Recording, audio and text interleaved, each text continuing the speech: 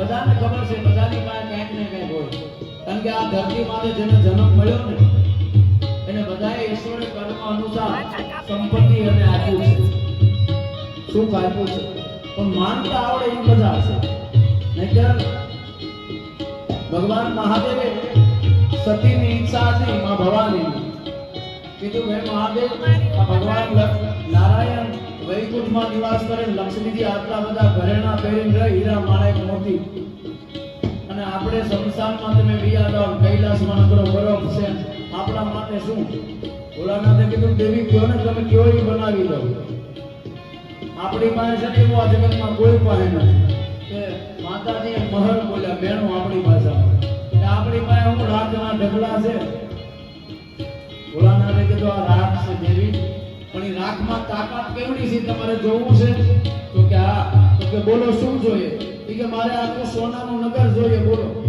મહાદેવ ખાલી સંસારમાંથી આમ ભભૂતિની એક શક્તિ ભરી અને આખરે નામ ઉડાડીને તો આખી હોનાની લંકા સર્જાય કે ભોળાનાથે કીધું જોઈ લો દેવ આ આટલી શક્તિમાં તાકાત છે બોલો મૂઠો ભરું કે માતાજી ના પાડી ના રહેવા જો આખું જગત હોનાનું થઈ જાય તો બોલે દેવી આપણી પાસે બીજા પાસે નથી તો કે હવે આ બનાવ્યું નતું સંભળાવું જોઈએ કાન તો બરાબર છે એ આપણને ખબર પડે કે તું કારણ કે એનું ખાલી ખોળ્યું જ અહીંયા હતું બાકી એની સુરતા બીજી હતી કે જે વાત છે એને ખબર અને જ્યાં સુધી વાતની ખબર ન પડે ત્યાં સુધી માનવ કોઈ સિદ્ધને પ્રાપ્ત ન કરી શકે અને એટલે કીધું અને એ બધું ક્યારે મળે આપણે બધું જોતું હોય આ ગ્રહણ કરવી છે કથા સવર્ણ કરવું છે પરંતુ તે છતાં કરી નથી શકાતું શું કામ જ્યાં સુધી સદગુરુની કૃપા ન થાય ત્યાં સુધી કાંઈ ન થઈ શકે એટલા માટે કીધું કે સદગુરુની પૂર્ણ દયા વિના અને સપને મળેલી સત્સંગ જ્યાં સુધી ગુરુ કૃપા ન થાય જ્યાં સુધી પરમાત્માની કૃપા ન થાય તમારા મારા પર ત્યાં સુધી આ સિદ્ધની પ્રાપ્તિ ન થાય એટલે કીધું કે સદગુરુની પૂર્ણ દયા વિના અને સપને મળે નહીં સત્સંગ પણ હોય કૃપા જો મારા નાથની તો આવે ભક્તિનો રંગ ભક્તિનો રંગ ક્યારે આવે જ્યારે મહાદેવની કૃપા થાય આપણા ગુરુદેવની કૃપા થાય આપણા ઈષ્ટની કૃપા થાય ત્યારે આપણને ભક્તિનો રંગ લાગે ત્યારે પરમાત્મા નજીક તમે જઈ શકો છો એટલા માટે બધા સમજી છે ભાતિ નથી જી જે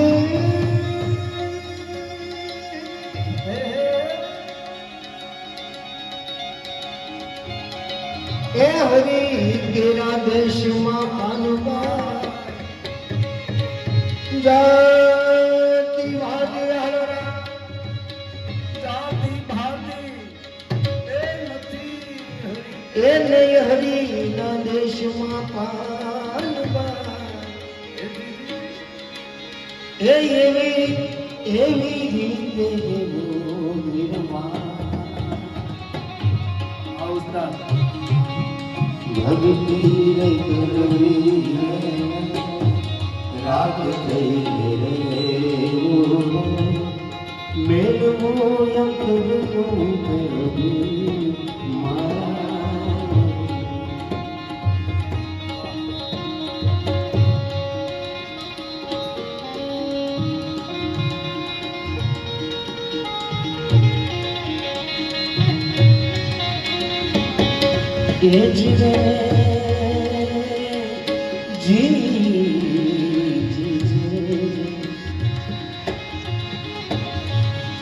પારકાન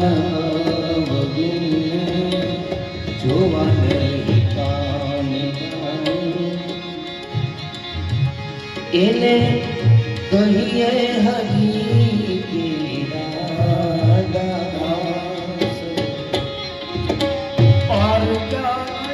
પારકાનય ગુણ એ કહીએ હરી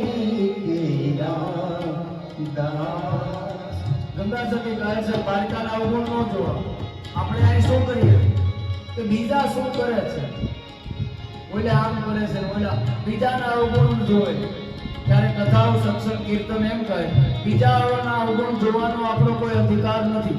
બીજા જે કરે એને મુબારક. આપણે શું કરવું? ઈશ્વર પ્રાપ્તિ માટે, સારા જીવન માટે કેવું આવે છે? કોઈ તમને નીકાળવા માટે પ્રયાસ કરે. બધા મતીસો ગતિ પણ એક વાત નક્કી રાખજો, જન હાડી ન આપો તો મને કે તમારો હોવ છે મેં તો કઈ વાંધો નથી. બેને આપી મંડી. હવે હિતેન્દ્ર બાબુ એ સમયમાં પેતુની હાડીઓ જે આવે છે પટાળા પીડા એ કોઈ દેતી નથી. પણ ખૂબ ખૂબ ધન્યવાદ. ખૂબ આનંદ. ઘરનો દાયરો આવી જાય આવી જાય. અમારો પરિવારે બી આપનું સ્વાગત કરે છે કે પરીક્ષા કરી લે ત્યારે ખબર પડે, બાકી આપણું નહીં માને. અને એ ભગવાન શિવજી અને સતી જંગલમાં આવ્યા. એક વટવૃક્ષ છે, વટવૃક્ષની નીચે મારો મહાદેવ બેઠા છે. દંડકારણ્ય જંગલની અંદર સતીને કહે છે જાઓ દેવી, હે દક્ષ કુમારી. અહીંયા જો શબ્દ ભર્યો જ્યારે આવતા હતા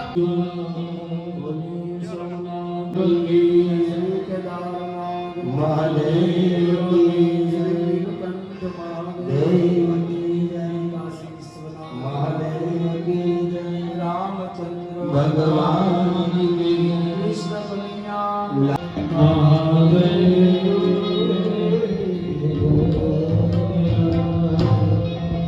અસ્તુ. જય ભોલેનાથ. ઓમ નમો નારાયણ. જય હિન્દ. જય ભારત. ઓમ हर भोले तेरी जटा में बहती है गंगा। भोले तेरी जटा बहती है गंगा। काली घटा के अंदर जिमिरानी मृग चर्म रसधारी विश्वराज पर है सवारी। भगतन के दुख हारी, भगतन के दुख हारी, निज भगतन के दुख हारी। कैलाश में भोले तेरी भक्ति है गंगा।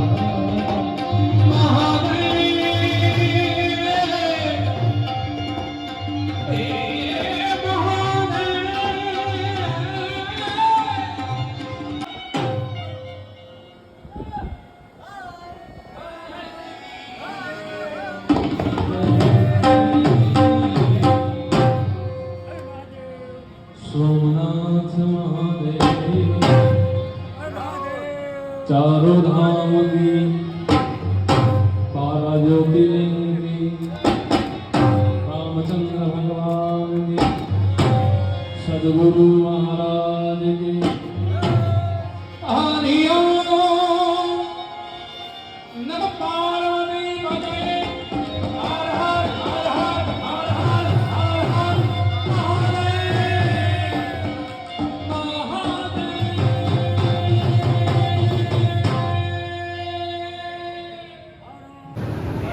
પાકું તમારી યાર આવજો, તમારા હાથે લેવા છે.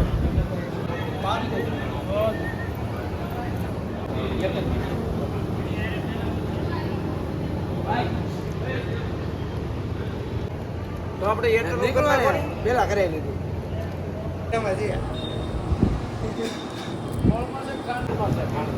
બાપુને ભાગી દે.